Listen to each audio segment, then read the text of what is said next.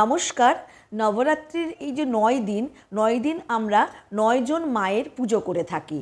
প্রথমে কুষ্মাণ্ডা মাতা, চন্দ্রঘণ্টা মাতা, ব্রহ্মচারিণী মাতা, শৈলপুত্রী মাতা, স্কন্দ মাতা, কাত্যায়নী মাতা, কালরাত্রি মাতা, মহাগৌরী মাতা, সিদ্ধেশ্বরী বৈষ্ণব দেবী মাতা।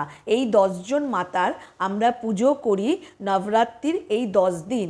তাই প্রত্যেক দিন এই মাদেরকে স্মরণ করে আপনারা একটি একটি করে ফুল আপনারা ঘটে প্রদান করবেন।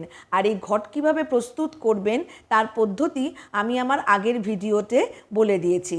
আপনারা ঘট প্রস্তুত করবেন, তার মধ্যে পান দেবেন, সুপারি দেবেন, দুটো লবঙ্গ দেবেন, দুটো এলাচ দেবেন, লাল সিঁদুর দেবেন, মেটে সিঁদুর দেবেন, পৈতে দেবেন।